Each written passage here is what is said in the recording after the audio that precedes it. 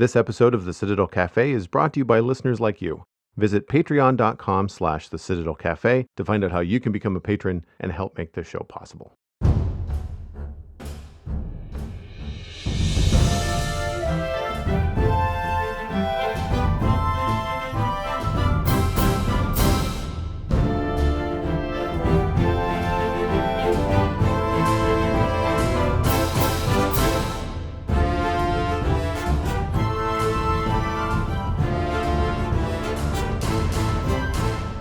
This is the Citadel Cafe, episode number 419 for Wednesday, October 20th, 2021. My name is Joel Duggan, and the Citadel Cafe is where my friends and I hang out to talk about the geeky stuff that we are into. Back this week, Mr. Brockett Vola. Hello, sir.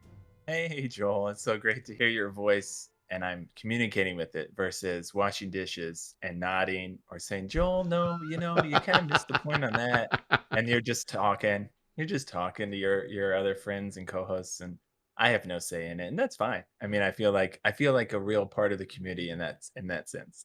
I caught myself doing that the other day. I was either listening to a podcast or I was on one, and I was nodding, and I'm just like, it's audio that they can't hear me nod. But I've certainly done that listening to other podcasts where I like kind of bob my head, listen to the dishes like, yep, that's how I feel too. Or, you're listening to something that you're passionate about. For the folks that are interested in more Brockett, you can find him at the Cat Volver on all the social media that matters. And it's October, which means that you're back with the hashtag Candy of This Day on Instagram and Facebook. So how's that going this year? Good. I haven't had my rigid. Last year with COVID, it kind of made it hard to keep going out and grabbing candies. Right. So last year and this year, I haven't been able to get, at all 31 days. I've had some lulls. I've also had a second child since last year as well. So now we have young Ainsley with us along with Emerson. So they're 8 months and 3 years at this point. And we moved all the way from Illinois to Texas. So we've had a lot of major things. I think it's officially 2 months now we've been here in our home in Texas. So we moved closer to family and to actually have a single family home versus condo. So there's been a lot of stuff. So I was able to run out when the season hit and grab some different candies. But I'm also hitting a point where I really didn't want to keep doing the same thing. So I tried to make a rule where I wouldn't repeat anything directly. Like, okay, Snickers, but then like Snickers almond, but never Snickers almond or Snickers again. But now this would probably be, I think, the fifth year I've done it. If you do 31, and sometimes I'd pair things up in the beginning when I thought, I wasn't thinking. And so I'd knock out two or three candies sometimes in one review. And now I'm like, oh God, there's still an abundance of stuff. And if you go to some novelty short stores, you still find some cool things. And I found some new stuff this year, but a lot of them tend to be brand with a new wrinkle. And, I think that's still pretty interesting to a lot of folks because, some warheads talk this year and then some Swedish fish. So if you like those two different things, trying out their like newest little candy thing can be really exciting. So I've hit some of that stuff. So it's been interesting. As usual, I think most people are worried about my blood sugar levels and whatnot. And again, my disclaimer is like I get them, but I don't always eat them all, especially if you kind of read the review and it seems like I'm not a big fan. Like I think I did All Sorts 3 years ago based on your recommendation, and I recorded my my reaction to eating one of them.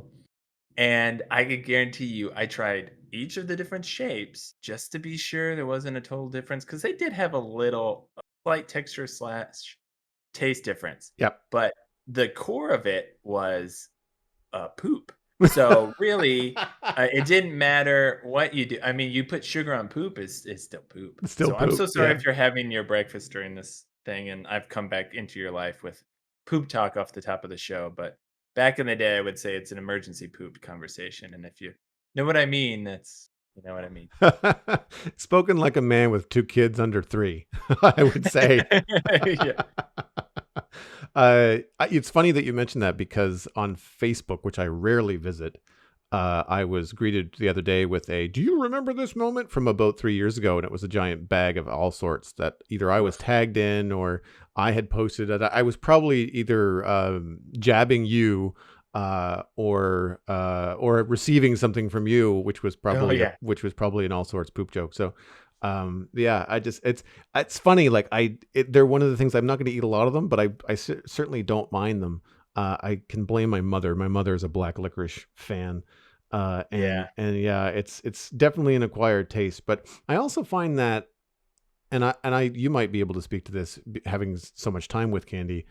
I find as I get older, I don't necessarily want uh sweet stuff like candies like Skittles, or even like a chocolate bar from like a manufactured chocolate bar, like a Snickers. Um, Coffee Crisp, I will. That's a nostalgic thing, but even then, I still find them very very sweet. I don't get me wrong. I still have a sweet tooth, but I want like chocolate chip cookies, or I want apple pie, or You I want savory or is salty savory on or top of. yeah, or like buttery, like But yeah, yeah, yeah, like yeah. that kind of, like, if I'm, and some of it has to do with just being older, being health conscious, and just being like, if I'm gonna waste calories, I'm I want gonna, salt and butter. yeah, I want pastries, not sugar, just straight sugar, because I get enough sugar from the amount of carbs I eat. Because I that's something that I also like. I will sit down with a piece of toast and consider Yeah. that a decent treat. So getting into like candies and stuff. Now there are exceptions. Like I really like peanut M&Ms, but I think it's because they have that nice balance with the nut and the salt, Yeah. and then some decent chocolate. I mean, people that like chocolate and know what's going into M&Ms will probably scream at me, but um, there's definitely some things that I put at the very bottom of my candy list, and I always find it amusing the conversation that I have every holiday uh, with my sister, because she has stepdaughter, and she's under 10, and hasn't yet like got a taste for like apple pie at Christmas. She wants, Mhm. ice cream, which is always there, or cookies, like the sugar cookies and that kind of stuff. Or she wants a candy cane. And I just find it so funny because like I don't remember a time when I was a kid that I didn't like apple pie. Same with my sister. My sister has always, it's her favorite thing. It's her favorite dessert. Right. Um, and I always find it so interesting that young kids have a sweet tooth, but will just don't like apple pie, or don't like the pies and the pastries that the adults tend to like. And I've watched myself over time go from drinking coffee with cream and sugar, to coffee with just cream, to coffee with just milk, to now, if it's a good cup of coffee, I could just drink it black. And I find that that's the same with a lot of we'll say manufactured sweets, like the candies and gummies.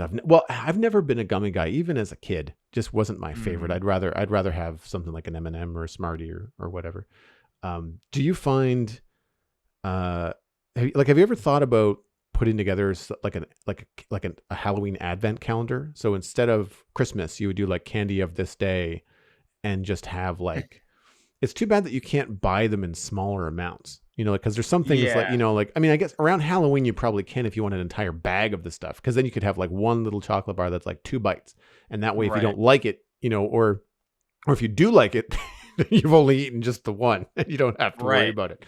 But yeah, I imagine it would probably get challenging after a while. Yeah, no, it'd be fun. The first year I did it, or around the start of the second year, someone was like, just put together like a coffee table book of the Hmm. little reviews and stuff like that. And I mean, licensing aside, and because Well, yeah. yeah, and using people's products, and some reviews are favorable, some reviews are not so favorable. Some reviews I just use as like I did a bit once with Good and Plenty and Lemon Heads, because I did them back to back, where I made like a joke of describing one like a horror film, like the classic story of like the lovers in a car, and then something scrapes along the side, and then the thing Hmm. comes into the car or whatever, or they just get away. I basically made a whole allusion to Good and Plenty being this horrific monster that's just creeping upon you. And so I don't know that people at Good and Plenty would necessarily love it, or maybe they would. I mean, sometimes the best publicity is just like stuff where people are like, "Oh, that's," you laugh at it, or you're able to Hmm. laugh at yourself. Yeah. But yeah, no, it'd be cool. And I did get. Oh, I should share this with you. Well, though, I won't bust it out until December. But at Costco, they had little Lego advent calendars. Oh, nice. So I had 3 choices. Laura was like, "Okay, yeah, go get one." I was like, "Oh, yeah, okay, sweet."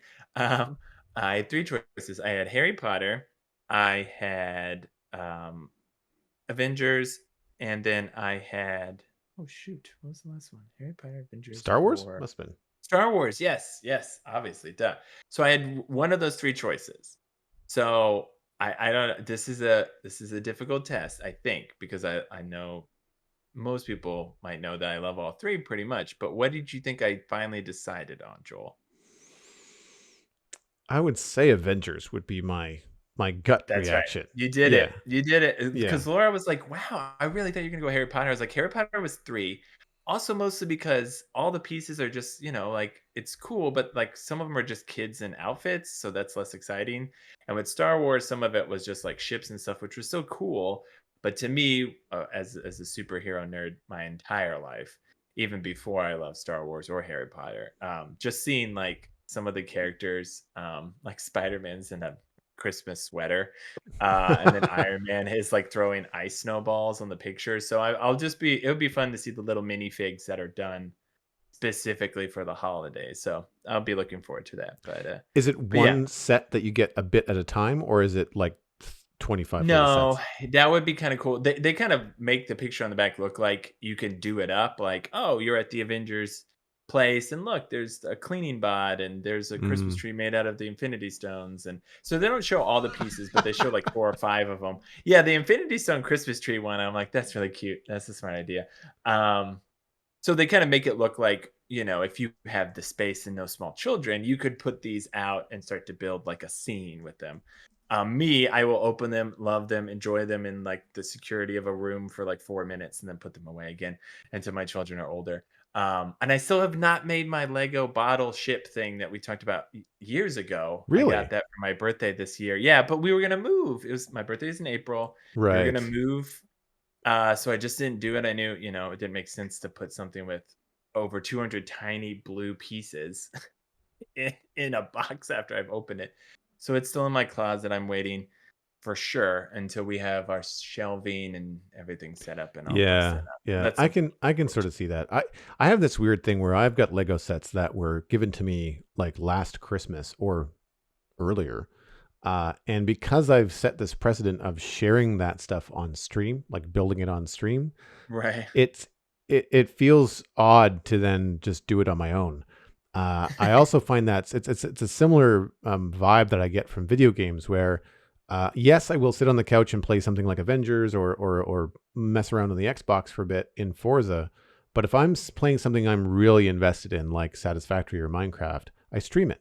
I don't tend to play them offline. I tend to always Mhm. stream when I play them. Some of that is that I'm a busy adult, and then that's the only time I can really excuse for it because it's part of the business. But then it's also um, sharing that and building Lego by myself. I've done it once or twice where I'd be stopping every few minutes to take pictures and share it on Instagram Mm. because I just don't, it's not as fun. Like it's just when I was a kid, you'd be building it at Christmas time and like my grandfather would be watching or, family would be around and every once in a while they'd pop by and be like, "Oh wow, that's really coming together." Or you get to walk into the living room and show it off when you're done. And so I've got a Lego Y-Wing, a Lego Snowspeeder, and one other set. I think it is an A-Wing. And like I think one was a gift from my dad for my birthday. One was a gift from supporters. The other one was something I bought myself. And and it's weird that I haven't put them together yet. But at the same time, I just there's a lot of setup involved in putting the stream together with the camera, and then I decided I'm going to put it behind like a subscriber goal. And I don't know why. It's this weird thing that I do with a lot of new stuff. Like if I get a new book, like I've got a book that was something I supported on Kickstarter. It's Derek Loftman's latest sketchbook. And it's not a big read. It's not a big ask. There's no words. It's just an art book to support Derek. It's still in the package. It's still in the mailing shipping, package that it Mhm. arrived in. I get the thing. I'm happy to have the thing, but then I don't let myself enjoy it. for whatever reason. Oh, it's And the same thing. it's Yeah, weird. It's a I it's a feel the really same way. strange thing. And uh it's not like I'm going to sit there and read the book on stream. I'm not going to do that. I'm just going to sit and enjoy it, but it's a strange thing with stuff like that that I buy myself for no other reason other than just fun, you know? Yeah. Yeah, it is interesting. You have a moment where you're like, "This will be really cool to consume." And then once you've, like, purchased it or you get it and you see it, there's a and then you put it aside, and then, yeah, sometimes when we moved, I saw, like, at least 6 or 7 books. I was like, "Oh, man, I really like to read it," and a majority of them are just graphic novels, which, again, much easier to get through than the Dresden Files books that I took a pause on or, Hmm. this or that thing. But it is, like, every time I go to sit down, I'm like, "Well, I think I just want to check out and play on the Switch or watch a TV show on my phone or whatever." And I'm like, but also those things are to check out. So it's this weird tier system of like somehow in your brain, and maybe it's the culture we've established where like not like you're lazy in your consumption of pop culture, but the advent of ease at which you can do so much more digitally has made the non-digital so precious that sometimes you overdo it. Like sometimes you're like, "Oh, I really want to give this book my full attention. So I want to make sure I have lots of time, the right lighting, sit down, have like a cocoa or a drink or whatever it is." And then you've made such an event of it that you're like, "Oh, that seems like a lot of work." And you're like, "Oh no, why did I do that?" Like that the whole point was to like not make this a big deal. Whereas digitally, you pull up your phone, you pull up your computer, you pull up your game system, and it's gone, it's running. And so somehow in your brain you're like, "Ah, that's easy. I can do that." And so I have that problem a lot, and particularly with children, if they've gone to bed, like trying to find the time after they've gone to sleep, or Laura's gone to sleep, or she's watching her own stuff, and I'm like, "Oh, now I have like roughly an hour, 2 hours. What do I want to do?" And so sometimes I have to sit down and make myself read in that time or do a specific thing if it's my downtime. Otherwise, yeah, my hands just reaching for the phone or yeah, maybe a game system or something like that. I was reading all summer and I read outside, and Uh-huh. I don't have a comfortable spot to read. I have a metal bistro set, so I don't read for a great deal of time, maybe an hour before it's just like, okay, I think my butt's asleep. It might be time to go inside. It's now a lot cooler up here. It's not really something I can do outside. Maybe if the barbecue was going, I could sit next to that. I'd smell like a chimney the next day, but at least I would be able to sit outside and do it. And I thought, having bought the new couch, that I would have a better spot inside to read, and it's probably just habit. It's in part that the couch is not as comfortable to sit on. It's great to lounge on, but that's not good for someone that has some low back issues in terms of like sitting there for an hour or two to read. If I'm watching a movie, like I get up a couple of times over the course of a film, either just Mhm. washroom or refresh my drink or whatever. But very often I'll just pause it and have to stand up and just go do something because I'll feel restless, and it's because I'm uncomfortable, and I know if I sit there for too much longer, then it's going to be a problem. I've been looking up some hacks actually for the IKEA Kivik to make it a little bit more comfortable. Very popular couch, but I think like you, I'm tall. So it's a Yeah. little bit low. And now, good thing is that the legs on IKEA couches, you can do all kinds of stuff to improve them. So like I could get different legs that might fit it. I could put risers on it. There's a bunch of different things that I could do. The real issue for me is that the knees and the hips are not aligned on it. So again, great for lounging, really nice and wide for me. I've got broad shoulders. So if I lay down on it, I'm not like pinched up, like I don't feel like I'm sleeping on the edge of a bed, I can lay on the couch flat and not really feel out of place, which is nice. So there's a few things that I have to do in order to make it more comfortable to read, because I don't read at the time when a lot of my friends read, which is before bed, because Yeah. I can't do it. I can't sit on a bed in that way and be comfortable at all. So I just don't. And I probably should, but I I feel you though. Like I want to make an event out of it. Reading is something that it feels like you should do as an adult. But at the same time, over the course of the pandemic, I've had a shorter attention span, and I think a lot of that is just to do with like I want to be able to make a decision to change my mind at any point. So if I'm only watching 3-minute videos on TikTok, at any point I can stop and I'm not in the middle of something, right? Right. Um, we're going to get into a little bit more later on about, watching things that are kind of either hard to watch or hard to get into. And part of the good and the bad of having all this content at home is that like I can pause something if I'm not enjoying it or if I'm not into it yet, and then I just won't get back to it. Yeah. And I find that I'll be halfway through or part of the way through a number of series, which I can't say I'm disliking. I've watched more than 3, which means I'm into them. Like I'm obviously liking it, but then to get me to finish it these days, it's a tall order. And I find that in some ways it's just maybe telling of our time, a little bit stressful for people at home, all that kind of stuff. And so I haven't been too hard on myself about not reading because it's just kind of like, well, it's not like I don't. It's not like I never read. It's that I do when I'm in the mood for it. And so Hmm. these days I've just been saying like, look, as long as it's not bad for me, like if I'm taking a break, it doesn't matter what I'm doing when I'm taking the break. Like am I, doing the dishes to get up and move around? Am I sitting on my phone for an hour? Am I calling someone, rather than texting? Am I playing a video game in the living room instead of watching Netflix? And I try not to beat myself up about like not reading, because like really just kind of like lean into what your brain needs for that break. Part of it is that the book I'm reading right now is it's a biography, so I guess it's nonfiction, but I mean it's about Disney and Lord knows like what what's true and what's not. I'm sure that the author did their research, but like it's all still, there's so much in this book. You're like, I don't know how to discern. I'm just going to have to take this guy's word for it that all this kind of stuff Yeah. happened. But it's also a thick read. Like it's heavy. It's not necessarily a page turner. It's not uninteresting, but because you're talking about someone that was born over 100 years ago and has been dead for almost 60, Yeah. there's a lot of information there, because it's such a prominent American public figure with Walt Disney, that there's just so much to communicate, and it's just hard to get in the mood for that.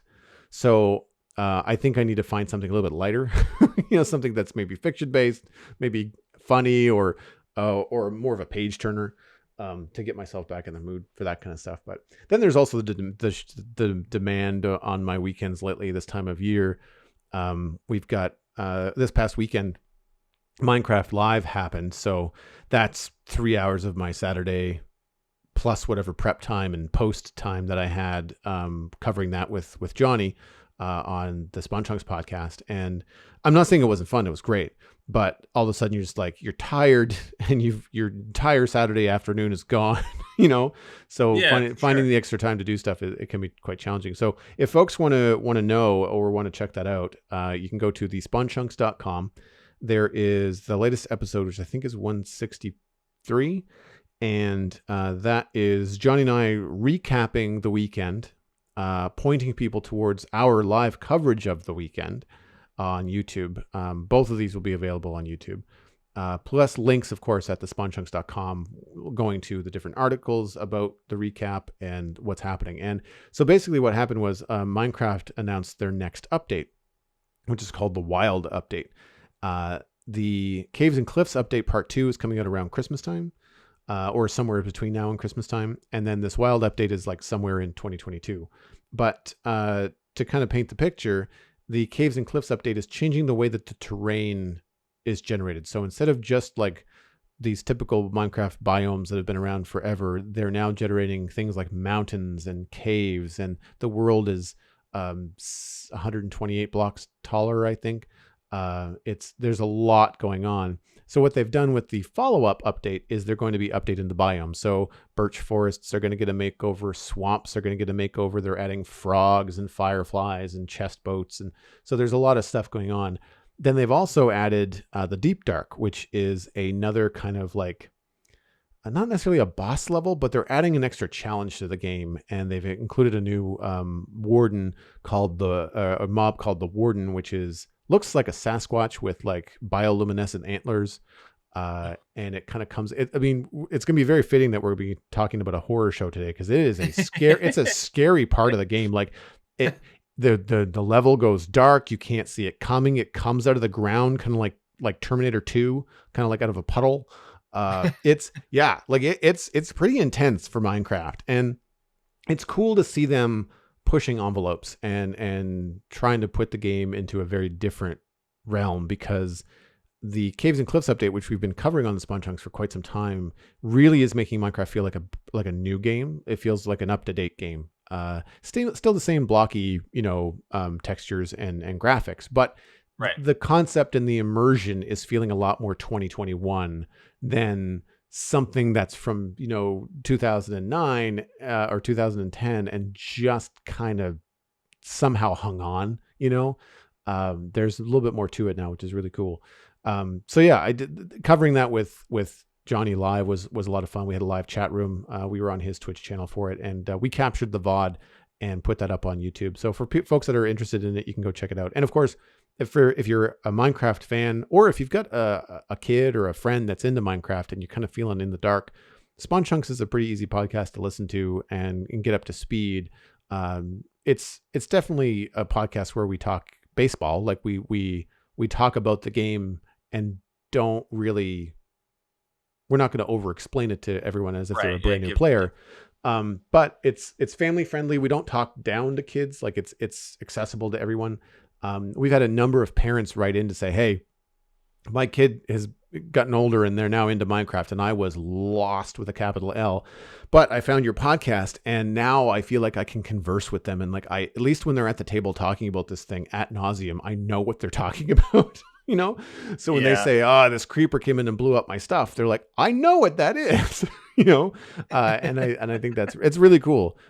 So as much as it is a niche video game, I say that, and there's a lot of people in the world that play it. It's not. I don't feel like it's niche. It's almost. I feel like Minecraft is overtaken. Well, at least in my imagination, that sort of pop culture, like tent pole that when I was, I guess, early college. I guess you would have been out of university for sure. For World of Warcraft, for a long time, it was so much in the zeitgeist that even people who didn't know an MMO would be like, oh, you're playing a video game. Are you playing World of Warcraft? No, it's Mario. But okay, that's the one game you know. And I think nowadays it's sort of that with Minecraft, because I feel like everything is like, I'm sure some people who have no idea what video games their kids are playing are like, are they playing Minecraft or Fortnite or what? And it's like, no, it's like whatever, but I think those are essentially, I have a nephew that essentially is deep into Minecraft, and I think it's just an excellent game from my understanding of just casual to more intense to it has a lot of good levels to it. So I would definitely say it's definitely not as niche in the broad spectrum of things. Especially since you see the toys now. There's like toys in the aisle now, and I'm like, oh well, that's interesting. Yeah, there's even Minecraft Lego. Like Lego sets, which is very fitting. And in Smash Brothers, they got Smash Brothers characters. Oh, that's right. Yeah, the crossover. Yeah, they've expanded quite a lot. I think by niche, I might be falling into that trap. It's like you said, when someone assumes a video game and World of Warcraft back in the day, I feel like it's like, if someone says their kid is playing a video game, they assume Minecraft. If someone says a college kid is playing a video game, they assume a first-person shooter right now. Like they'll assume, Call of Duty or some other, Apex or something, right? And I think that's kind of where, for whatever reason, Minecraft just kind of like, it doesn't fly under the radar. It's very popular and people know it, but you hear a lot about Fortnite and you hear a lot about Call of Duty. And from downloads and installs, Minecraft dwarfs both of them. Like it's crazy internationally how accessible Minecraft is. And it's actually one of the cool things that they added in the update. And I'll move on after I mention this, but they added mud bricks.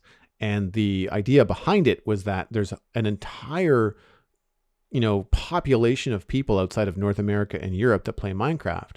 And they don't necessarily have building blocks in the game that represent the kind of buildings that they walk by all the time. And I don't mean, it's not to say like mud hut, but like bricks, something that we see a lot in, Europe and North America, they're just different kinds of bricks in other parts of the world. And, modern buildings just made it a different stuff. And so the mission or the idea behind adding these things was bringing in materials that people see around the world so that they can build the kind of communities that they walk around in. And I just thought it was it's a cool statement. Like Minecraft is always doing something about, inclusivity. The environment is a big deal. They lace their, the game updates with like some important kind of theories from, a game design perspective to try to include as many people into the fold as possible, which is why I think that so many people can identify with it and get sucked into it. But anyway, more on that at thespongechunks.com. And I stream a few days a week, usually Friday, Saturday, Sunday. I've been splitting that up between Satisfactory and Minecraft because Satisfactory is getting an update in about a week. And so I've been brushing up on that. But if folks want to know, or folks that are listening are curious about it, like pop by a stream. I'm happy to talk about Minecraft when I'm there. And that way you can ask like direct questions and stuff like that. It's always kind of fun to have, new people come by and see what it's all about. Moving on to what we've been watching, this is going to be full of spoilers. There's no way to talk about this show without spoiling it. I did hint at it last week and let people know that I was watching and that hopefully I was going to be able to finish it. And that is Midnight Mass on Netflix. It's an original supernatural horror miniseries. So it's not an ongoing series. It's 7 episodes and it's done. Yep. And it is in the vein and from the same creators as The Haunting of Bly Manor, Haunting of Hill House, I think was the first one from this creator. And so Mike Flanagan, I believe. Yes, thank you. And people are going to have to forgive my lack of quotes and names. And I'm going to be looking up actors' names on the fly because I finished this 10 minutes before Brockett and I sat down to record. I was up. I don't have all of them either. I think I Yeah. just have Zach Guilford's name. Yeah. So I forget his wife's name too. That's in everything too. But oh, is she? yeah. But yeah, like it's going to be difficult to talk about this without spoiling it. And I will say I liked it. And if people are into this kind of thing, supernatural horror, I would say check it out. Like I'm surprised because I did not like The Haunting of Bly Manor at all. So very surprised that I liked this as much as I did. But again, spoiler warning. Also, the show deals really heavily with religion. Brockett and I are not gonna, yeah, just bigger theories of stuff, but primarily yes, it's centralized around a Monsignor of a Catholic church. So there will be some religious overtones. Yeah, so I just kind of want to let people know. I know that's not necessarily what you expect when you come into the Citadel Cafe, but because it's like this horror, sci-fi, religious commentary crossover, there's not going to be a way to talk about the show without mentioning, where it's set, the kind of messages that it sends, and the type of characters, the archetypes that are in the show.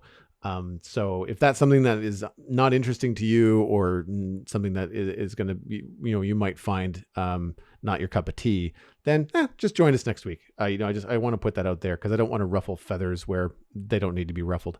But unlike what the show does within their own community, which is constantly absolutely agitating each other. So oh my gosh. Yeah. Oh my goodness. Where do you want to start? I feel like this is one of those few shows where like every time I think about it and where we're going to start, I start at a different spot. So it's like, okay, calm yourself down because so I don't know. I'll let you just finished it. So maybe it's best for you to start where you feel pulled to. I will say this, maybe we should start with more of the positive stuff because I think we both had some issues with it and maybe even some negative points, but just from a positive standpoint, you just finished it. What really at the end were you most drawn into? Because you just recommended it, and I thought you were going to be like, pass, guys. So what is it that's making you recommend it now?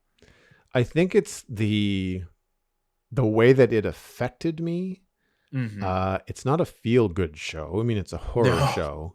No. But and this is the show that I was alluding to, that I had a hard time finishing the first episode. Like, it took me 3 sit downs after pausing my phone, and checking my phone, lost an hour, and then it's like, well, I'm going to bed now. I'm not going to finish this. And it wasn't until they sucked me in with I call it the who done it or the what is it, Yeah. tag, which is, you get the feeling that something wonky is going on.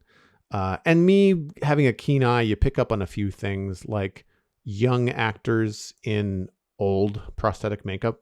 Well, yeah, it was also, I mean, I don't want to besmirch anything. I don't know if it's just the quality of graphics now with streaming. And again, I don't want to be besmirched any make departments that have a theater background, but somehow some of the people I was like, ooh, I just don't feel like that old age makeup was very good. Like I think they're like they're not young kids, but some of the people are actors are middle aged instead of elder, and Mm-hmm. it just like shines through. Even though I mean, some of them you recognize, so you're gonna know. Mm-hmm. Henry James, who plays well, the main character Riley's father, who is in all the hauntings. Mike Flanagan uses him a lot along with his wife, who plays the school teacher, the pregnant school teacher. Anyway, but Henry James, I was like, oh, it's old Elliot now made to look even older than he is. Like, it was just weird. That was a little strange, but I see what you mean. I felt the same way. Yeah, so I caught that right away. And actually, it was one of those weird reveals where Mildred Gutting, who is an old lady that's like suffering from Alzheimer's, and her Oh yeah, daughter is like 40 or something like that, give or take, and the town physician.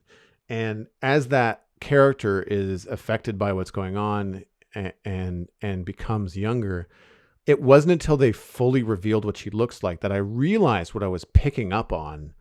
Um, in seeing her in the old makeup. And I mean, some of it is like, as good as the acting is in this show, and I mean, some of it is phenomenal.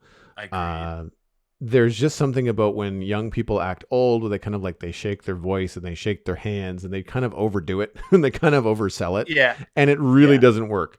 And I realized, of course, what I was picking up on was just like, I mean, Alex Esso, who plays Mildred, is stunning. And I don't think you could even cover that up with the makeup. Like, I Yeah. didn't look at it and go, that is a really attractive woman. There was something that wasn't sitting right with me. And it wasn't until they got to the end that I realized that it's like when you look at an old man or an older woman, and you realize that they're still like, they still have an appeal, and you think like, man, if I was to see a picture of this person in their 20s, I bet you they were just very good looking because they've either Right. aged well or whatever. And I got that feeling when I first saw the character in makeup, combined with like the acting of not being the best old person. Um, it was a little bit much. But the ideas that they present in terms of the grip in the audience. I think it's the end of the first episode where, or at least partway through, there's a lot of stray cats on this island. I guess we should set up that it's set on an island where, um, it's a very small community, accessible only by boat, 30 miles off the shore. And there's a bunch of stray cats, in the north of the island or the west of the The island. narrow, yeah, it's Yeah, like I think it's like a cliff part of the island that yeah, has a flow of water that flows from the top of it down yeah. towards a different part of the beach. Yeah. So, uh, I mean, the cats are being eaten by something, and you Yeah. get a glimpse of it. Like, you see, a cat, and it just kind of goes meow, and it disappears, and then you hear like a crunch, and you're like, okay. So as the show starts off really sad and really hard to watch, and then it gives you this supernatural twist, and you're like, okay, well, I wasn't really enjoying that until the last 5 minutes, and now I kind of want to know what that thing was, because then the sci-fi Right. geek in me is just like, okay, well, is it a monster like aliens? Like, is it a demon? Like what are we dealing with here? And then by the end of the at the end of the first episode, there's a big storm, and all the cats end up being lined up along the beach. Yeah, And they're like washed to yeah, yeah. and I don't understand the purpose of this. Like, I don't understand, because it looks like they're placed there. I And agree. In retrospect, now that we finished it, didn't you get the sense that that was like oh, did somebody did this Yeah. versus like now I'm like, well, were they going for the idea that they all washed ashore? Like they were dying by mysterious means up at a cliff and the storm washed everything because they keep talking over again. Everything washes up at the Narrows. I'm like, all right, Yeah. I get it. I understand that you're trying to set that up. But when they did wash up, it was a little too specific, the almost semicircle ring on the beach they were. So Yeah. I agree. And I think in retrospect, it was supposed to be more incidental than intentional. But and so that's one of my small minor complaints is like I'm not entirely sure what the intention was in I presenting it that way. Yeah, I think it was basically to get people to click next. I Yeah, think it was a maybe. device in the story to just kind of like get people to turn the page. Um, Which it worked. I mean, yeah, it and it's again, it's a minor thing, like, there are gonna be other things I think we discussed that are far more frustrating, and I have more like, "Excuse me, sir, but I have a question," mm, about that than the cats lined up on the beach, but it is yeah, something that once you go back and you rewatch or you discuss it, you're like, "Oh, hey, that kinda is kinda weird that yeah, they did it like that," but yeah, that was a very it is a very good visual pull though, like you yeah. say. And same with the idea that there's this strange little mystery of the Monsignor supposed to be coming back to the island. He doesn't show up on the ferry when he should. The person that's supposed to pick him up is absolutely positive that they should have. And it's also your introduction to Bev Keen. Oh boy. Oh yeah, no, and so you're sucked in by like, oh god, like do I have to like I you immediately recognize the archetype. She's the community church busybody. You know, she's not the leader, but she sees herself as second in command. And if you've at all grown up in any kind of church community or small community, there's always one. And I immediately recognized the archetype, and I mean Yeah. drives me nuts, makes my skin crawl really. But I'll say this right now to Samantha Sloyan, who plays Bev Keen. Holy crap. Like the entire series, you want to throw this woman from a moving train.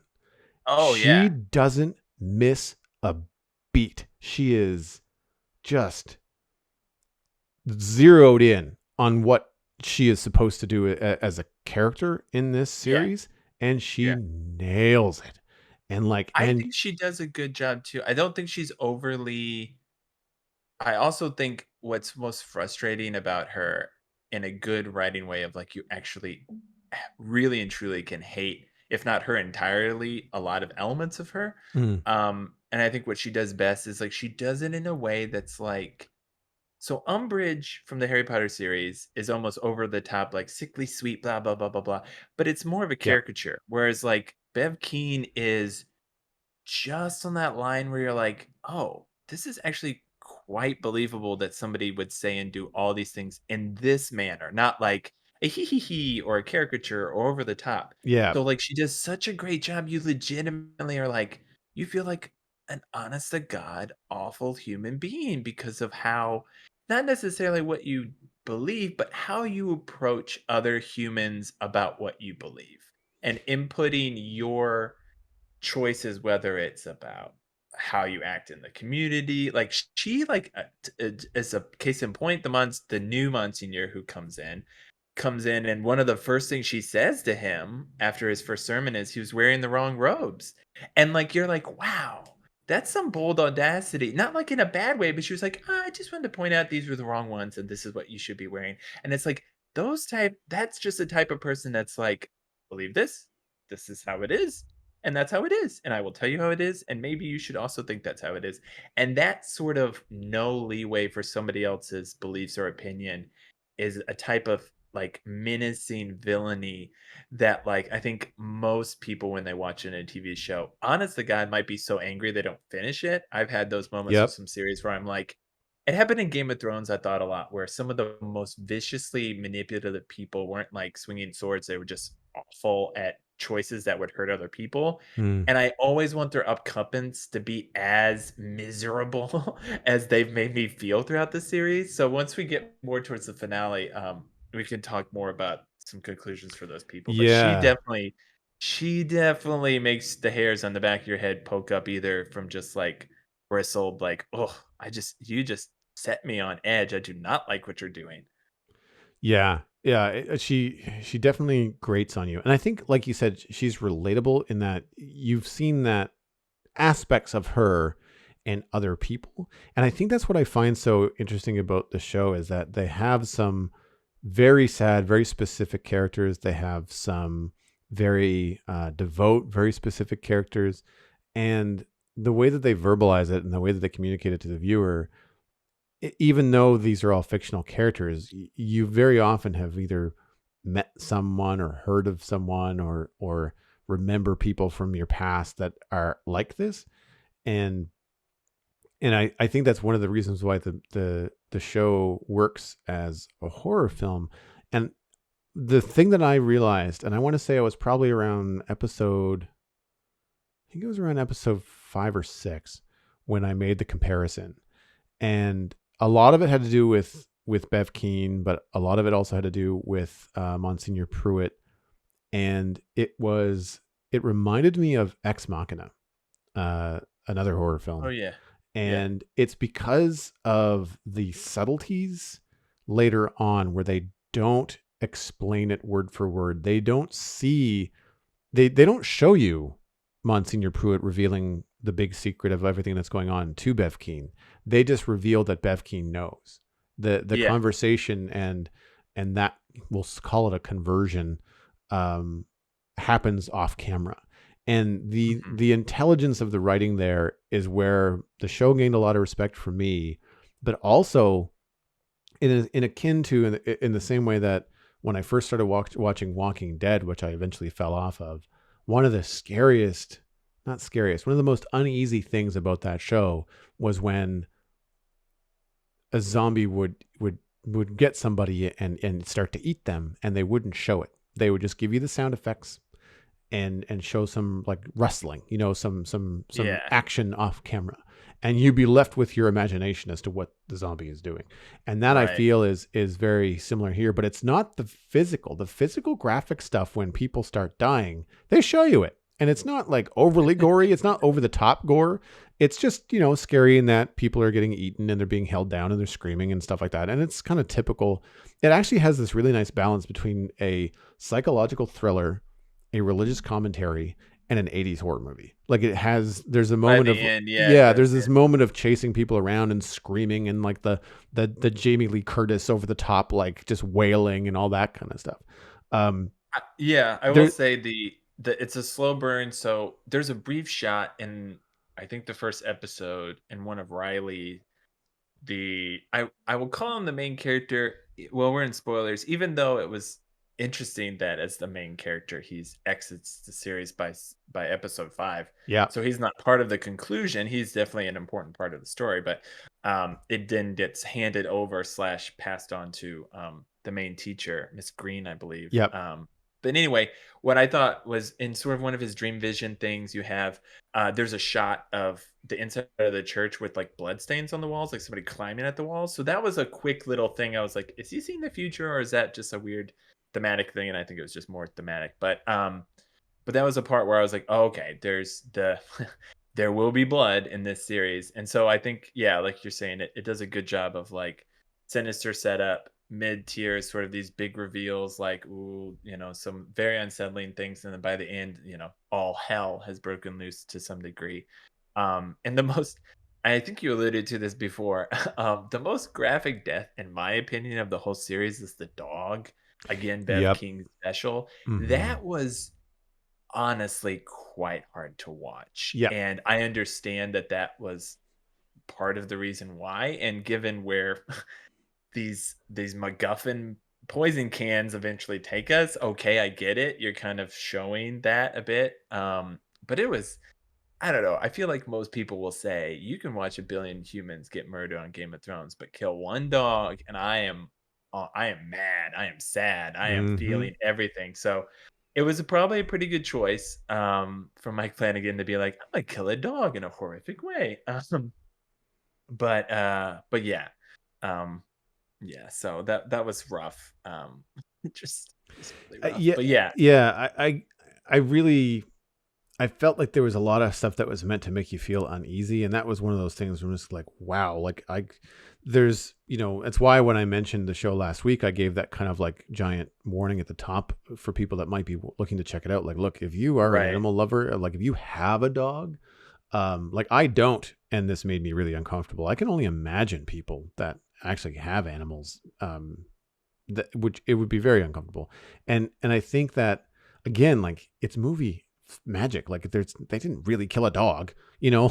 Right, but exactly. it's so realistic looking, and again sold by Joe's performance. I don't remember his real name. Is that I don't have him on IMDb right in front of me, but the actor that plays Joe is also very good.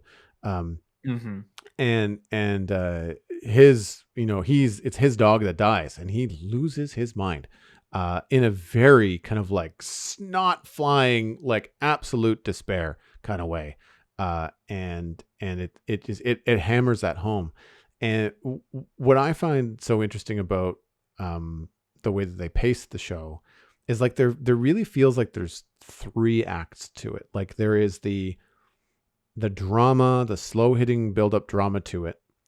Then there is the monster movie twist, where at the end of the second episode, the drug dealer gets eaten or grabbed by something that's obviously got like twinkly eyes in the dark. It's got wings. At least that's what you sort of see when it happens. Yeah. And so you think, okay, this is really, really out there. Well, And there's then, a sweeping shot too over the city that's shown as if something's on wings, and it crashes into that abandoned building, yeah, and then you eventually are like, "Oh yeah, the guy Bozo's walking home," yeah. And and and whatnot. and there are some tropes, like when he walks into, like someone like whispers his name back to him or something like that, and then Yeah, or he's not his name, he says something and then they say it back. and parrots. Yeah, Yeah, and then he goes in, and you're just kind of like, what? No, no one would do that. No one would go into the dark. Like, are you like come that on. dumb? But it's again, it's a horror movie trope. Um, Yeah, but I when they get into the middle of it and you really start to see the effects, I think it's the first thing that happens. I believe that the little girl, Lisa, I think she walks as a miracle. She stands up and walks as a miracle in this little community. And that yeah, starts to, one, you start to get rewarded for hanging out for 2 or 3 episodes through this stuff. But then after that, you see a flashback with Monsignor where he, um, in a flashback, it is explained to you what happened, and why and who he is and all this kind of stuff. Which again, yeah. I, The I big guess it, revelation. yeah, I guess at that point you don't know that he is the Monsignor. So the Monsignor is an elderly leader of the church in the community, and he goes away on a pilgrimage to Jerusalem, and wanders from his tour group, goes through a Just a little sandstorm. melodramatic, a Yeah, little like, it's how a the hell did nobody like notice a dude just wanders off and suddenly he's in the desert? But yes, yeah, the story that he presents is very gripping. But again, you go back and you piece it apart. You're like, A, this tour group is getting an F. They've yeah, lost an elderly person. B, why are they in the deepest parts of the desert that if like somehow a sandstorm happens, you could literally be lost forever? Like, whatever. yeah. But sorry, I didn't mean to interrupt. No, It's just like no, they just as and you're saying it out loud, you're like, wait a yeah, minute. no, Let's check. again, you're watching this because you want to know what's going on. But then as they reveal what's going on, I really feel like they give you that too early. Like because basically what they reveal is Yeah. that the sandstorms have been ripping up the sand, and because of the more extreme storms that we've been having all over the planet, hashtag global warming, blah, blah, blah, which again, I'm not saying that's not true. I'm just saying that they throw it in there as an afterthought, and it's an odd tag when really they don't comment on the environment at all in this show in any other For the rest of place, it, yeah. right? Um, but they say that it unearths these different places. So to shelter from the storm, Monsignor, who is old and somehow has survived and has enough energy to walk this far, goes into a cave, or what he think is a cave, and it turns out to be some sort of tomb where there is essentially a vampire. It's a creature. Moment, though, was quite unnerving. The moment he enters the cave with his stupid little matches, I was like, "Okay, I get it. I know what you're about to do, and you're getting me." Like, it's quite like the glowing eyes in the dark. That was a moment where my hair just shot up. I was like, "Oh, F you, man. You nailed this." Like, oh, Mm-hmm. it's so annoying. But Yeah. yeah, yeah. But the thing that I find disappointing about it was, I mean, he gets eaten by the vampire. The vampire then cuts its own wrist and feeds him the blood. We've all seen this before in every vampire movie we've ever seen.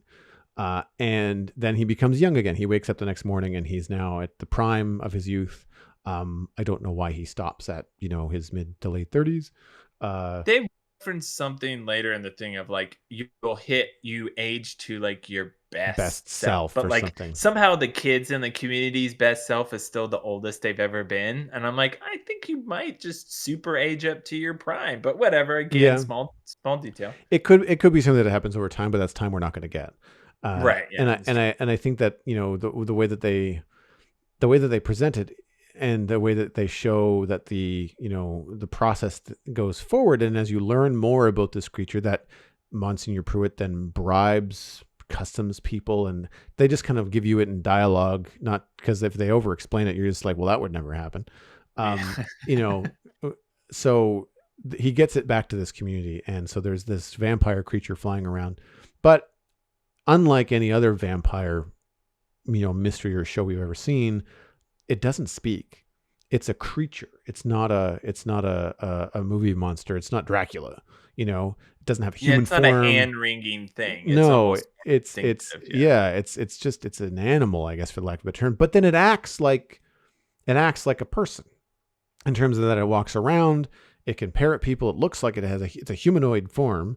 Hmm. But it just, like, when they explain that all, you think, okay, well, that's fine, I guess. I'm disappointed that it's not a little something deeper. But as they move through the other parts of the story, like in the mid section around like episodes 4, 5, 6, they are very clear about what happens. What's the process of dying, getting the blood, coming back to life, requiring more blood, getting this hunger. Like they create this kind of like mix of like vampire mythos and zombie, apocalypse mythos, and they smash them both together. And then you're like, well, that's fine. And I guess because you can't die, that explains why this thing was alive in a tomb with no access to blood for Lord knows how long. Like, just if you go back and think about where it came from, you're just like, but that doesn't make any sense. Like, if this thing is insatiable and has to feed all the time, what was it doing for thousands of years? We don't know how long this Yeah. thing was entombed. So there's a lot there that I feel your brain goes there quickly and goes, okay, well, that doesn't make any sense. I guess I'm just along for, I mean, at that point you're like, well, I'm on episode 4 of 7. I'm going to see this through. Like, I'm going to watch the rest Right. of it. And the things that they got right, I think, with me was, having grown up in a Roman Catholic community, they really, they hit the notes, very specific term, with the music and the hymns, Oh yeah. Hmm. and they they make it kind of this combination of like nostalgia, because like growing up going to church, I remember all of them, but then they combine with the music, the tone in which they're sung, the imagery that goes by on screen of like sad people or people just being pensive and alone, or sitting in a boat by themselves while the music plays. Like, they really make it feel just melancholy and hopeless. And Hmm. it really, I think it does a good job of making you feel for Riley Flynn, Aaron Green, for Sharif Hassan. I think they do a really good job of painting you the tramp, and Hmm. I tip my hat to it because it's subtle. It's not a monologue. It's, we're not watching Arrow. They're not going to say 6 times in 45 minutes, we have to stop the bad guy, when that's the Yeah. point of the whole fucking show. Yeah. Whereas this, you get to see, I mean, the monster is bad. The monster eats people. So sure, like, bad, get it. But then you get to see the twisted evil that happens when members of this community are exposed to murder, people on the island disappearing, the reveal to some of them, because Monsignor Pruitt has either posted or it's always been there, and it's not until someone actually looks at it that they realize there's a picture of the parish opening from a news article that has a photo of Monsignor Pruitt back then, standing in front of it. And of course, he's the spitting image of the man that calls himself Paul that's standing in front of them now as the Monsignor's replacement. So they, some people start to realize that Monsignor Pruitt and Paul are the same person. And Right. and again, they don't show you that revelation. They don't show you the character doing the great big gasp or confronting him, because they'd have to show that over and over and over again. But what I find so interesting about the way that they reveal the other villains in the cast is they just how they react to dramatic stuff. Like when they show you the cats and the mayor is trying to explain, as you mentioned earlier, that there's current and everything washes up, and we've always had stuff wash up. Remember the oil spill, remember that, remember the ducks, like all that kind of thing. And the way that he explains away the death of Joe, who you like as a character. He's done some awful stuff, but he's had some serious shit happen to him in just the course of these episodes. And he's doing what he can to try to get back on track. And Right. when he is killed accidentally, but then they decide to cover it up and roll him up into a carpet. And when the mayor, and I think can't remember his name. He's got a big red beard, but he's also like Yeah, it's like Stoics, or it's like a yeah. weird They name call him like by that. his last Sturge, Sturge. played by Matt Bedell. He's kind of like a henchman. He's just a big dude. They need people to move stuff around to be able to do a task, and he's usually the Yeah. one called on. But and he's probably familiar with the church. He probably does a lot of maintenance, like that kind of guy. And I'm just realizing now that he looks like groundskeeper Willie. Anyway, Yeah. uh, the way that they react, like without, they honestly barely even say anything. I don't even think the mayor gets a sentence out, but he just does what Bev Keane says. And you're just Yeah, like, he barely protests, and it's more of like a reaction to just seeing a dead body versus a reaction to the choices they're going to make. mm-hmm. And I think you hit it correctly of like there is a real circumstance where these characters are you're like, okay, your natural reaction to this choice should be revolt. You should be revolted. But these people are like, well, and then that kind of well dot dot dot is like, "Oh, no. You Yeah. really are considering this, and now you've actually moved on with it." And that happens so much in this small community, and it it happened, Stephen King, horror writers, it's anything. Anytime you wanna write something about a very small community, what you basically wanna do is you wanna set up a few people in it or outsiders coming to it that are going to be fighting against the whole community, and that's a trope that's in this, but I think what's interesting about it, like you're saying, is it's really like a bunch of sleepy, sad people, and they just needed a spark. And in this case, making no judgments or whatever, they turned to this very charismatic Monsignor and the church because they're looking for something that's going to elevate their life, whatever it is that's bringing them down. For the mayor and their wife and their child, it's the health concerns with the child and the life they have, how that's going to be elevated for Beth Keane. It's about more prestige and all this stuff for somebody like Sturge, who's just basically used by Bev Keane in parts of the community as this groundskeeper Willie type. It's an elevated bit of status, I'm sure, because he has more importance now because he's in on the circumstances that are evolving. And I think it really shows to me the thing that drew me in the most was, and I don't have the actor's name, so if you have it, that would be great. But if not, Monsignor Pruitt, the actor who plays him, the charisma and sort of levels that he presents are fantastic. I thought, like, when you mentioned how you were first starting the show, he has these moments where he like reacts to things in a slightly like precognitive way, and what you realize later is like, well, it's because he's known these people his whole life. So of course, like he knows this person because he saw them as a kid. So even though he's quote unquote a stranger, of course he kind of like has insight to this person because he's known them. So like he plays that really well. He plays these speeches that he's given that are both religious and just in general so well and so engaging that you can truly see how a community could be like, well, he's for some of them a religious leader. He's really saying some stuff that's gonna make me feel better about my miserable life in the crock pot.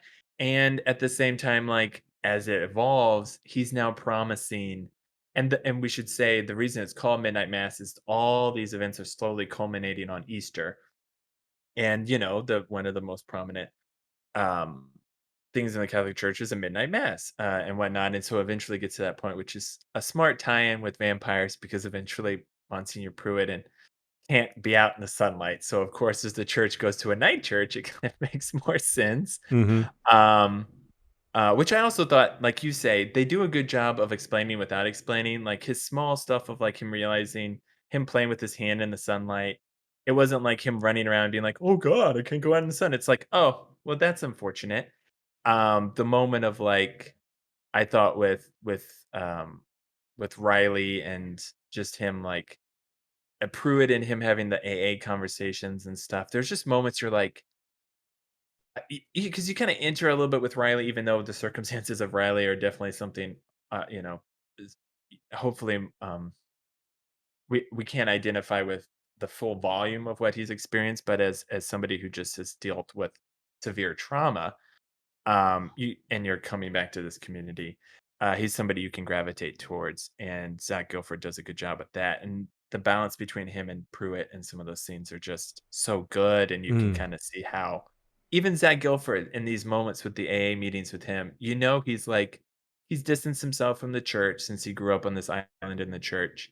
But he still is like, oh, okay, so you can see he's leaning into Pruitt because of um, how convincing and earnest he is. And so when these events are culminating, where there's just like it's not a there are big massive forks in the road where people are choosing one side or the other. But the way it's presented is just all you need is that hesitation of I know right and wrong, or I know what probably is not the right thing, but I'm pausing. And that gray area is where somebody who is as charismatic and or people are as desperate as they are will tend to hover, and it just takes that little bit. And then soon eventually you kind of have this mass mind of the stronger leaders, Bev Keen, the mayor, kind of pushing the rest of the community towards these other conclusions. And that is a commentary that I think horror wise, as we've discussed, the big bad, not the big bad. I mean, the vampire is the big bad, but really in the end, I think Bev Kane's the big bad or what she represents, her single-mindedness. But what's interesting is like, Pruitt, this vampire, and then the culmination of the community and their choices. It's like, yeah, these things are just kind of dominoing in a certain point where by the end you're like, it wasn't a simple story. You couldn't just say, point A, vampire shows up in town, point B, chaos. But what's interesting is if you look at the structure of the story, it sort of has a line like that, but all these other trappings around it are so important. The choices these people are making around these circumstances, the characters you're seeing, and how they're presenting their feelings, their hopes, their lives, and everything is really interesting. We can talk a little bit more. I didn't want to go too far because I would just want to make sure to hit Riley and Aaron Green for the core of our hero set, even though we do have the sheriff and the doctor who end up kind of being part of this super group, I guess, a little bit by the end. But I think some of the best moments of a lot of the Mike Flanagan stuff, whether it's Hill House or Bly Manor, and then this he has moments where he just will just give a character like a monologue, and what you don't well, in my case, sometimes is you don't realize is like by the time you've watched maybe like 4 straight minutes of one person talking, you're not like looking at your watch if it's good, and it's been very good for me.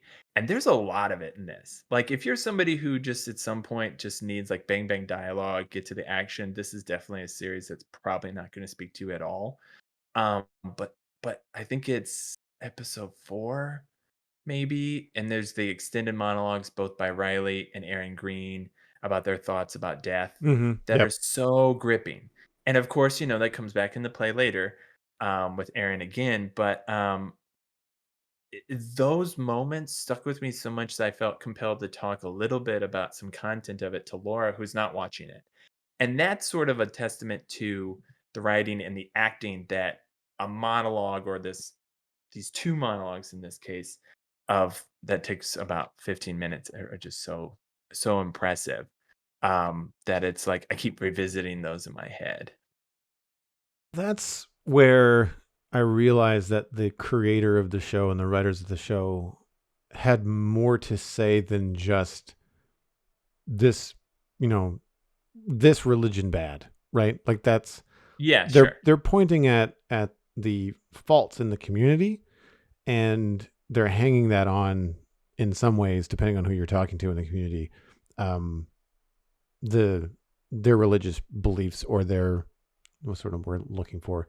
It's it's not that they it's not that their beliefs are wrong. It's the fact that they use those beliefs as an excuse to hang decisions on, right? Like Yeah. Yeah. that's the comment from the show creator that I'm Right. pulling away. Is Yeah. this is like Yeah. it's the scary thing about the show. And this is the thing. It stopped being a horror show for me and started to be disturbing. In a way that Correct. Yeah, I agree. you're watching people that are modern adults that have cell phones, and yes, it's a backwards little community, but like it's 2021 for all the intensive purposes. It's not like it's pulled out of time. We're not watching a period piece about the 1400s, in a monster in the woods, and the fact that they can make these decisions in a world where the news exists, cell phones exists, the internet exists, and they're saying, "Oh yeah, but this is fine because," and then they, give a religious excuse. And that's the point where I'm just like, wow, like that's hanging a lot on that. But when they get to those monologues from Flynn and Green on the couch in I think it's episode 4, there's a lot of hope there. Like there's a lot of on both sides because Riley Flynn is an atheist in the show. Right. Having been an altar boy, having spent 4 years in jail, he had a lot to reflect on, and he's come out the other side going, "Nope, none of it's for me." And so he explains what he thinks about death, and he talks a lot about science and atoms, and it kind of makes you think, like if you ask Neil deGrasse Tyson what he thinks about what happens when you die, it's kind of like the answer you'd expect him to give. Yeah. It gets very astrophysics. Talk about stars and dusts and matter and physics and neurons and stuff. And then when he asks Erin Green about what she thinks about dying, and she doesn't talk about her, she talks about what she thinks her recently, I want to say deceased, but it's just vanished. She was pregnant at the beginning of the series, and through the events of everyone in town changing, she then loses the baby, but in a way that they can't explain. Like it just vanishes. And they do a good job of explaining it later. But at the time, all you know is that she's apparently miscarried, even though she doesn't remember it. And we've never seen it as a viewer. So then she talks about not what she would experience when she dies, but what she hopes her unborn child experienced. And trigger warning for anybody that has dealt with that kind of stuff, because there's hardly a stone in this show left unturned for anybody that has past trauma. Yeah, there's a lot There's a of lot. traumas. Like everything Yeah. from animals to miscarriages to religion. Like there's a lot of targets in the show. Right. But Yeah. when she gets into it, she has a very spiritual response, but is filled with hope and comfort and that kind of thing. I found one line I did find really interesting in that she talked about when my baby's soul passes through all the souls in the atmosphere. I went, whoa, wait, what? In the what now? Like not when they Yeah. get to heaven, but when they pass the atmosphere. Like, so the souls and the satellites are kind of all hanging out at the same place. Like it just, Yeah. it, Yeah, it, exactly. it felt very odd. It was an odd line. It pulled me right out of it for a minute. It was like, that was an odd thing for her to say. Like I would expect that to be something Riley had said about his particles or the energy in his body escaping the atmosphere and Right. going into space. Not from her. So yeah, like there was stuff like that I thought was really, really good about it. And it's really interesting how they made some visual nods to that later on as members of the community start to turn into vampires later, or I guess what we call vampires. I'm not exactly sure how you want to explain it because they don't have any kind of physical change.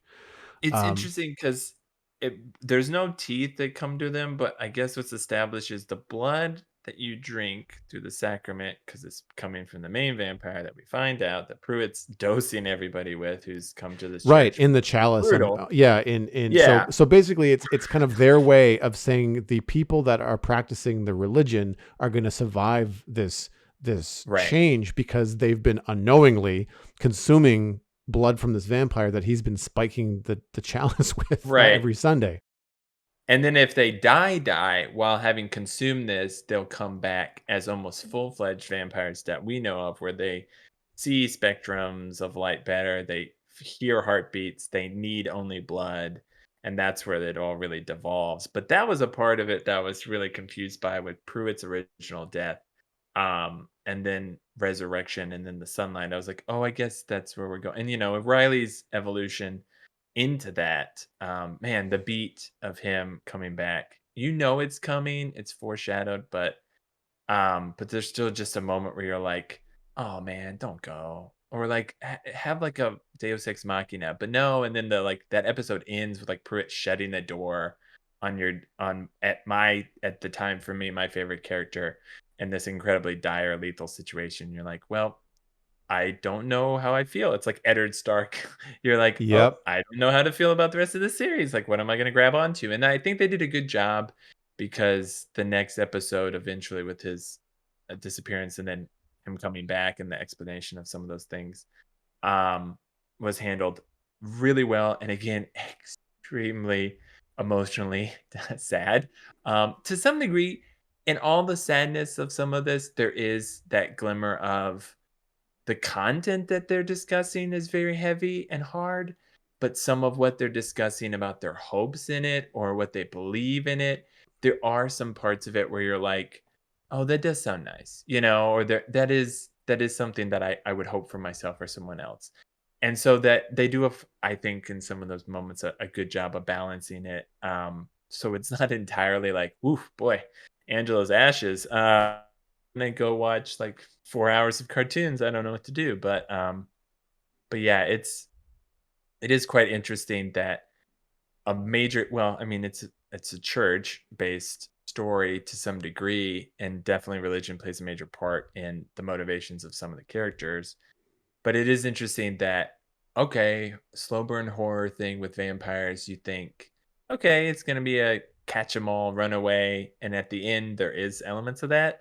But the real horror of, like you were discussing, is almost the disturbing choices and the way the community devolves and people like Bev Keane and her influence, and that sort of thing. And that's what's really crushing, I think. If I could just discuss the finale, I think I don't know.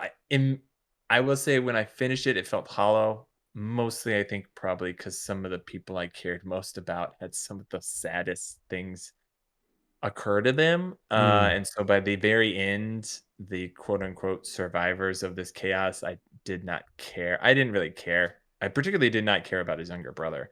They did No. not build that character up enough for me to give one squat about. The girl, of course, obviously, she had a major journey throughout the story. So that had a lot of ringing of okay, she deserves it. But like it was brutal even to have, and it's always a gut check for me in any series where characters are basically like, "Yep, we're not gonna make it out of this, but we're gonna do what we need to do that's gonna help other people." And that's always gonna hit me in the parts, and I think we've discussed this, like the sort of Captain America, like lay down on the railroad tracks type of mentality. Hmm. So of course that was great, but it was such a dire, sad story that I still at the end was like, cool. So, they did the heroes did some heroic acts, but there's nobody left that I care about. So that was brutal for me just to realize like, oh man, like Aaron's not there or, you know, sheriff, give it as soon as the sheriff and his son had their thing, I was like, oh God, that's just also brutal. Like it was really hard to find I'm not looking for a happy ending, but it was hard to find like, I've let my breath go. Like the heroes did their job. It was took great sacrifice, but okay, good. Even in the end, I was like, it took a lot of sacrifice, and now I feel like they salted the earth. Like even the earth left over after the story was like so damaged beyond repair. So I I will say I still love the series. But it was hard to be like, okay, through the events of the story, the heroes won in at least a fashion that I am like okay with, because it was like, oh man, everyone's dead and everyone's dead, and that's it. So I don't know. You just finished it today, so I don't know if you're left with a little bit more of like, oh, okay, good, or you're left with more dire sort of somberness that I felt with it. Well, I mean, I come to it not being a big fan of the horror genre. Yeah. I find that, especially when trying to watch things like Bly Manor last year, uh, I found that kind of just reinforced one of the reasons why I tend to not watch these kind of things is because they'll come up with a cool idea or a slight different twist on something, which is really like, it's all you can ask. I mean, it's a vampire story, or it's a zombie story, or it's a ghost story or whatever. And like, what's the twist? What's the whodunit? And it's, for me, it's less about what it is and more about how they tell that story. But with with this, I find that the fact that they just couldn't end it in a solid way, in the same way that the ending of Bly Manor went on for like at least an episode. Like there was an entire episode of Yeah. like the ending just went Yeah. on and on and on. And there's a Yeah. moment, when, like you said, like you're supposed to feel like the hero sacrificing themselves has accomplished something. And you're Right. trying to figure out what that is while you're listening to yet another monologue from Erin Green as she's lying on the grass dying after being attacked Yeah. by the vampire thing.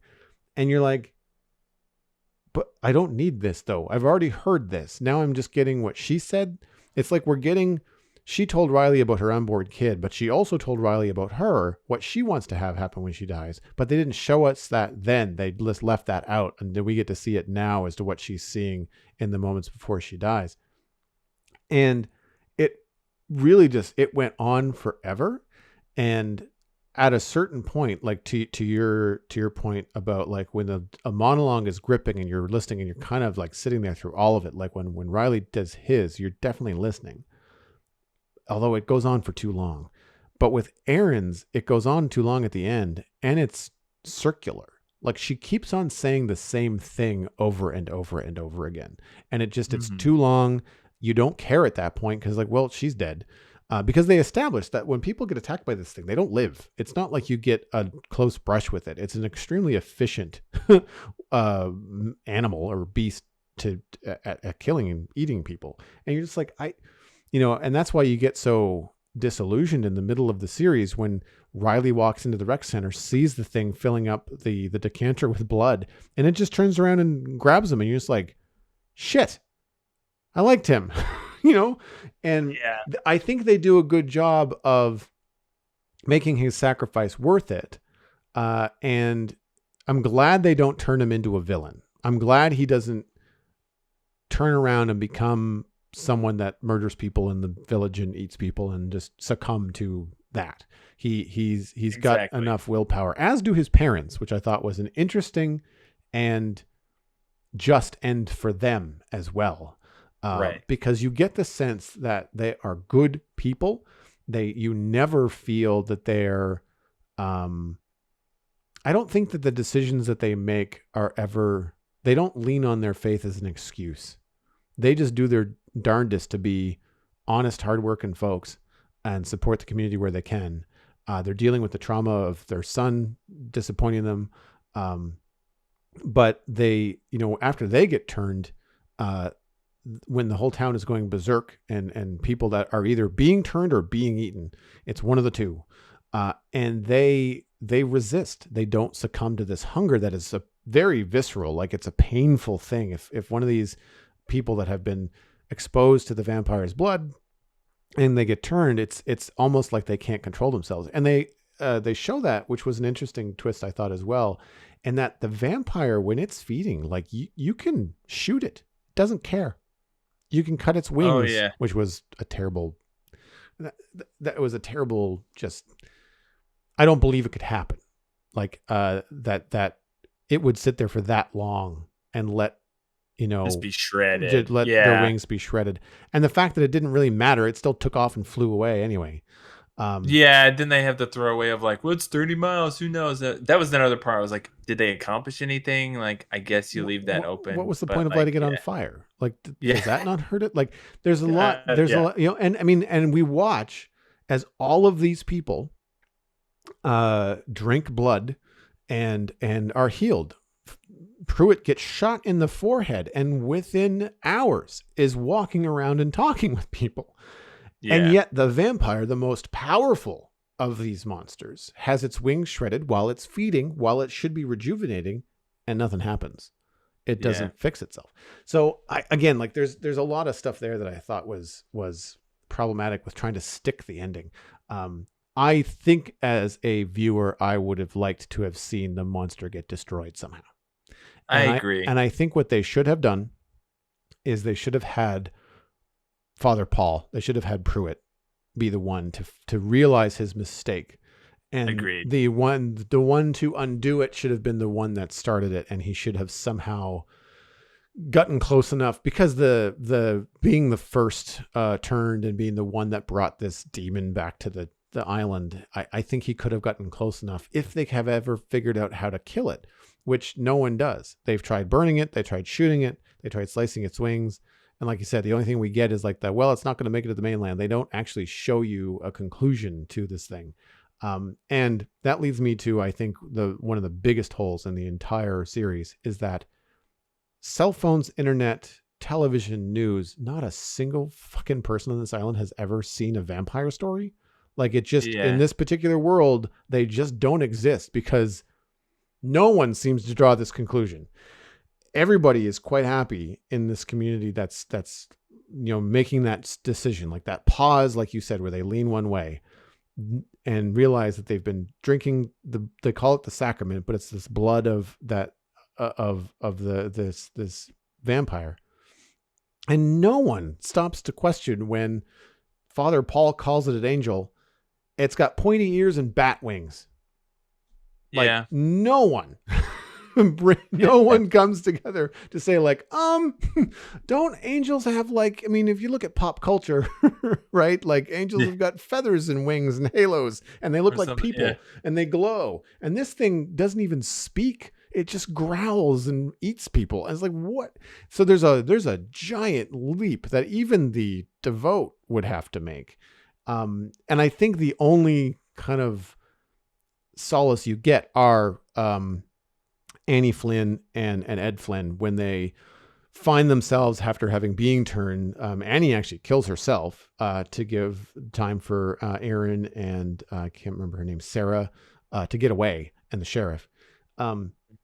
And when she comes back, she finds her husband, and they both confess, like, this is hard. Like, I'm hungry. I want to do these things. And it's like, it's possible to resist it. Like, if you can have control over it.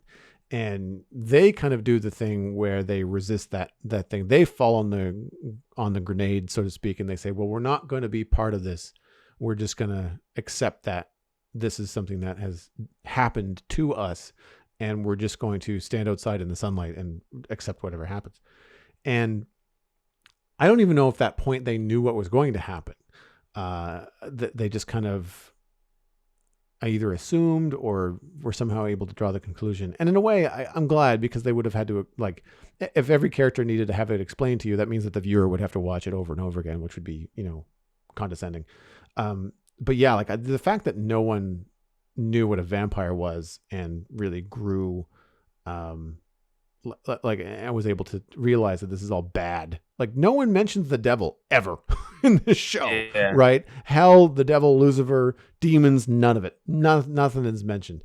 So yeah, I thought that was odd. That I gave it points for creating vampires with a conscience, Mm-hmm. which I guess I've seen before. It's been a long time since I've watched True Blood on HBO, but that show had some different vampires. Like, you could have vampires that they still had this thirst, but they were generally trying to be good people. And then you had other vampires that were just egotistical, power hungry, and just saw humans as insects and food, compared to other people, other vampires trying to live, in harmony with them. Um, and so, yeah, that combined with the convoluted run-on ending kind of, I feel like they could have let it run silent. The hymn at the end was moving and sad, and what I liked about the ending, the community basically ate itself. Like, through their decisions, they end up pretty much where they deserve to end up, which is right back where they started with nowhere to go. And I think that is at least poetic and subtle enough that you have to be paying attention to pick up on. I know you've got to run, so I think we want to do ourselves a service and talk about Bev Keene's end, because she makes it all the way to the last episode, and there's this really good parallel between what happens to Sharif Hassan and what happens to Bev Keene. Sharif Hassan dies from a gunshot wound from Bev on the beach with his son, who has been turned into a vampire, before he has to watch his son burn alive in the sun. And I thought that was an excellent way to like have them exit, like spare Sharif that pain. And agreed. And just kind of like, it sucks. It's sad. You wanted them to kind of somehow get by and get out. But it feels like the son apologizing to his father. They pray together before they're burned up. And then Bev Keene is not too far away in the same sort of position, kneeling on the beach, waiting for the sunrise. And they set it up like she's going to sit there stoically and just accept her fate and know in her faith that she will be okay. And she doesn't. She starts clawing at the sand and trying to bury herself and trying to escape her inevitable death. And it is Raiders of the Lost Ark face melting. Like they really pay off the viewer for hating her the entire series. Yeah. Because she gets what's coming to her. And it's not the burning, it's the fear at the end. When so many of the other characters that you like as nice people, they just kind of accept it. There's no words, there's nothing. Mr. and Mrs. Flynn just kind of are in one another's arms. They kiss, they cry, and they explode in flames. And same with Paul Pruitt and I can't remember, Mildred Gunning. They're holding their now dead daughter, Sarah, which was an interesting reveal. And then they burn up silently, right? Whereas Bev is screaming and crying and clawing. And it really makes you feel good, at the end of it. But about like that one thing. But yeah, like I feel like it was a good series overall. It doesn't necessarily nail the landing. It suffers from trying to put too much in at the last minute. Mm-hmm. Like there's a few things that could have been much more prominent, explored a great deal more, like the fact that Father Pruitt and Mildred Gunning have a daughter. And you've been known this you don't know this in the entire series, but everything comes to light at the end. And you're just like, why didn't we get more of that? Like, that is an interesting character building twist. And you get it for 15 minutes before everybody lights on fire. Like, it's just, yeah. So there's a lot there that I felt that they could have, unpacked a bit more. It's something that I've been able to talk about and has been bouncing around in my brain a lot more than I thought it would. And so I think just with good writing, excellent acting, like there was hardly a moment where you're just like, ooh, wow, that was rough. Most of it is just phenomenal. Agreed. And I think that really pulls you in. And so if it's your kind of genre, then I think that it's something that people should at least check out. Because I think it's something that sits with you after, much like Ex Machina sat with me after. And I was just like, okay, yeah. Ex Machina was scarier after than when I was watching it. And I feel like, not that this is scarier after, but this one still hangs with you. Agreed. Well, that wraps up this episode of the Citadel Cafe. You can get more information about the show and links to some of the things that Brockett and I talked about today at thecitadelcafe.com. Music for the show was composed by Kevin MacLeod, and you can email us at thecitadelcafe@gmail.com. Follow the show by name on Twitter and subscribe on iTunes, Google Podcasts, Stitcher, Spotify, and YouTube. My name is Joel Duggan. You can find everything I am doing online at joelduggan.com. That includes my illustration and design portfolio and links to other podcasts like The Spawn Chunks at thespawnchunks.com. You can follow me at Joel Duggan on social media, and today I will point you towards twitch.tv/Joel Duggan, where I am streaming Satisfactory, Minecraft, and hopefully some new stuff over the next few months. Brockett, where can people find you online? At the Cat Volver on all the social that matters. You've been listening to the Citadel Cafe, where we are fast, easy, and cheap, but you can only pick two.